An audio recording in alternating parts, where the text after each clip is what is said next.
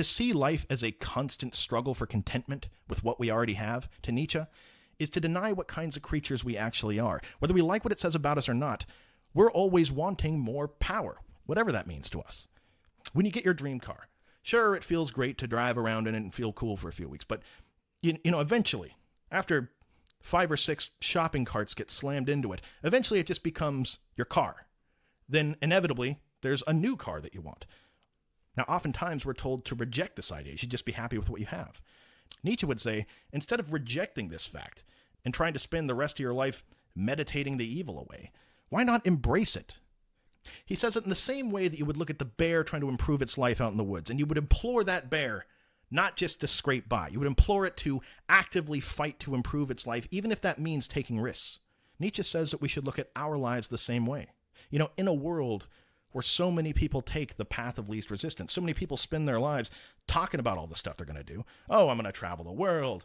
I'm going to start my own clothing line. I'm going to be a celebrity dog whisperer. So many people make all these grandiose claims about what they're going to do, but how many of them actually do it? And if the number's low, why is it so low? Why don't they do it? Nietzsche would say the reason why is because the vast, vast majority of people are just mediocre people.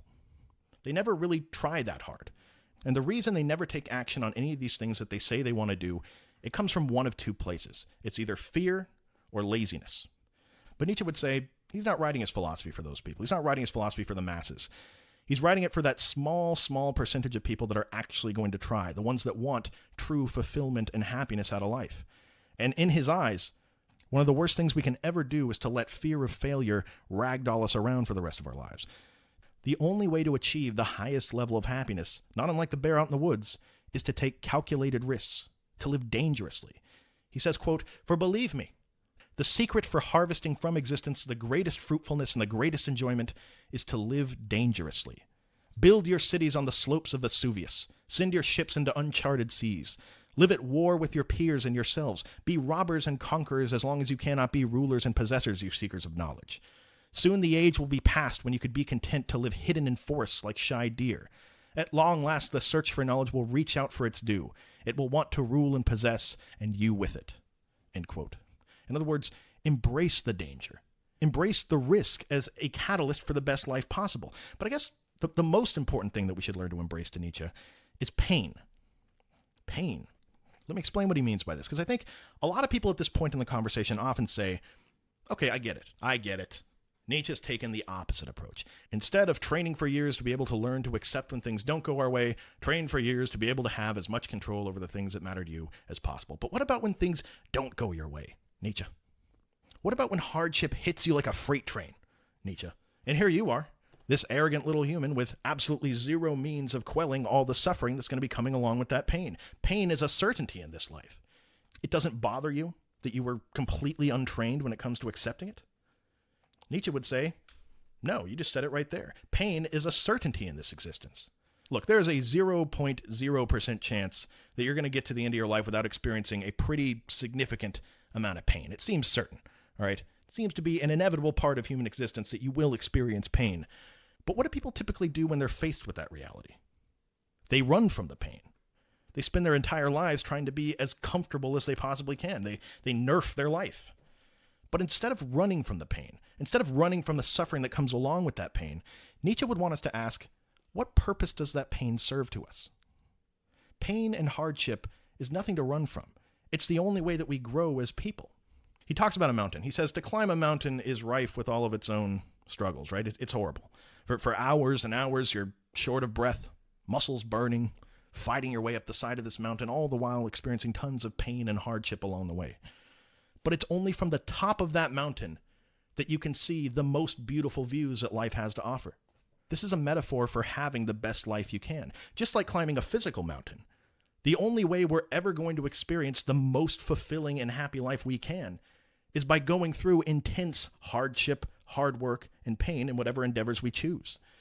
He says there seems to be a direct relationship between the intensity of the lows that you've experienced and the intensity of the highs that you're capable of achieving. Like, have you ever gotten really good at something? You ever trained super hard, put yourself through an immeasurable amount of discomfort solely in the interest of mastering something? Well, much like climbing the mountain, Nietzsche would say that by putting yourself through all that pain over the years, by surmounting all that hardship, the gratification that you feel for having accomplished your goals, that great feeling, that's kind of like the great feeling you get by summiting a mountain. And here's the other thing. It's only people that have the courage to summit that mountain that will ever get to see that view. Nietzsche knew a lot about pain. He contracted syphilis young. He did never have much money. He spent most of his life in extreme loneliness. He fell madly in love with multiple women, asked them to marry him. They said no. But despite all that, Nietzsche didn't feel sorry for himself. In fact, if anything, crazy enough, he may have felt guilty for having so many more opportunities for growth than most of the other people around him. He seriously thought having this sort of life wrought by pain was a privilege. He wished it upon his closest friends and family. He said, quote, "To those human beings who are of any concern to me, I wish suffering, desolation, sickness, ill treatment, indignities. I wish that they should not remain unfamiliar with profound self-contempt, the torture of self-mistrust, the wretchedness of the vanquished. I have no pity for them, because I wish them the only thing that can prove today whether one is worth anything or not, that one endures." End quote. So instead of running from pain, instead of trying to train ourselves to not be bothered by it, we should embrace the pain. We should learn to see it for what it truly is, an opportunity to become the greatest person we can possibly be. Nietzsche would say oftentimes it's really easy to just manufacture the most comfortable life you possibly can. When you're faced with a mountain to climb, you ride a pony to the top of it. When you're faced with the hard reality that the universe may not have a meaning for you, look for eternity in some other world and try to forget about this one. But Nietzsche would say, maybe it's useful for us to look for eternity in this world. Nietzsche says, try to imagine your life like this. Take a good look at your life for a second. Imagine if after you die, you have to live the same exact life that you just lived, down to the smallest detail, exactly the same way, over and over again for the rest of time. Imagine simply by doing something, you are essentially sentencing yourself to an eternity of making that decision over and over again. If that decision causes you suffering, you're sentencing yourself to an eternity of suffering. If it causes you joy, an eternity of joy. In that world, when you look at your life in that way, how precious does every decision that you make during your limited time here become? Let's do a thought experiment. What if Zarathustra was wrong? What if there is no cosmically ordained good versus evil in the universe? What if we're not all just sort of renting space in some terrarium, a terrarium that belongs to something else, some cosmic force that we somehow need to get into contact with so we can find out what the meaning of our lives are? What if that notion that this universe belongs to something else, what if that notion is just another weight that has been tied to your back from the moment you were born? What if it doesn't need to be that way? What if the idea of good versus evil is the same way? How about this? What if the universe isn't something else's property? What if it's yours? What if instead of a camel in the desert, you are the master of your own desert, and you can build an oasis wherever you want? You know, a lot of people think that Nietzsche is a nihilist. It's actually kind of a funny misconception, because nothing could be further from the truth. His entire body of work is a refutation of nihilism. It's a recipe for making our lives as meaningful as possible. Nietzsche would say that the state of nihilism is where we should have begun by default if it weren't for all these weights being tied to us from such an early age. It's a transitional period. We should experience it, and certainly learn the lessons it has to teach us, but then we have to move on. He says that inside of everyone is the potential to be the best, happiest, most powerful person you can be, whatever that means to you. Look inside of yourself. You know the person you want to be. You know the things that you desire out of life. Nietzsche would say that inside of you is a seed that if only you were to nurture it, it would allow you to grow into that very person. Nietzsche says when you tell people this, it's not exactly a shock to them. Everybody knows they have this inside of them. They're just terrified of their higher self, he says. Because when you're in your own head, staring your potential straight in the face, and it tells you what you should be doing that you're not doing, he says, quote, "They fear their higher self because when it speaks demandingly," end quote. Nietzsche thinks a crucial part of realizing your potential and becoming the person you truly want to be deep down is setting calculated goals. But not just any goals. Ambitious, difficult goals. Goals that exert your mind and body on a daily basis. The thinking being, the harder the goal, the better you're going to have to become to achieve it. Life should be a process of surmounting these difficult goals that you've set for yourself, and when you're done with those ones, you set new ones. Now, There's a caveat here, of course. Nietzsche realized that not everybody's going to know what their goal should be. Not everybody's going to know what direction to head in. There's a lot of people that would say, look, I obviously know that I could be better, but I honestly don't know what's even worth striving for. I mean, everything seems equally meaningless to me. How can I decide whether my goal is going to be summiting Mount Everest or joining the circus? I can't ever get started because I don't know how to find a goal. Nietzsche has a strategy for this person. A strategy for finding that thing inside of you that you care about the most. He says, quote, "Let the youthful soul look back on life with the question, what have you truly loved up to now? What has drawn your soul aloft? What has mastered it and at the same time blessed it? Set up these revered objects before you, and perhaps their nature and their sequence will give you a law, the fundamental law of your own true self." End quote. In other words, if you're lost in terms of how to choose a goal that's meaningful to you, ask yourself, what have you loved up until this point in your life? What's meant the world to you up until now? Nietzsche would say the answer's been inside of you all along. And I think he'd say that this is at least a pretty good place to start looking for whatever that is. Now, some of you may be asking, okay, I was born a camel. I've shed the weight off my back. I've become a lion. I've slain the dragon, thou shalt. I have this difficult goal that's going to make me feel exerted and have meaning every day. Whatever happened to the third stage of life? Well, the third stage of life is what we start to become when we get past this passive nihilism that so many people get trapped in. Again, the third stage of life is what Nietzsche calls the child, and he describes the difference between the child and the lion here. Quote, "But say, my brothers, what can the child do that even the lion could not do? Why must the preying lion still become a child? The child is innocence and forgetting, a new beginning, a game, a self-propelled wheel, a first movement, a sacred yes. For the game of creation, my brothers, a sacred yes is needed. The spirit now wills his own will, and he who had been lost to the world now conquers his own world." End quote. Remember, when you're the lion, all you're doing is saying no to everything other people are telling you to do. When you're the child, it requires you to say yes to some things. Remember the example from before of the high school student that wants to go backpacking across Europe and he denies himself of life by sticking to what his guidance counselor told him to do?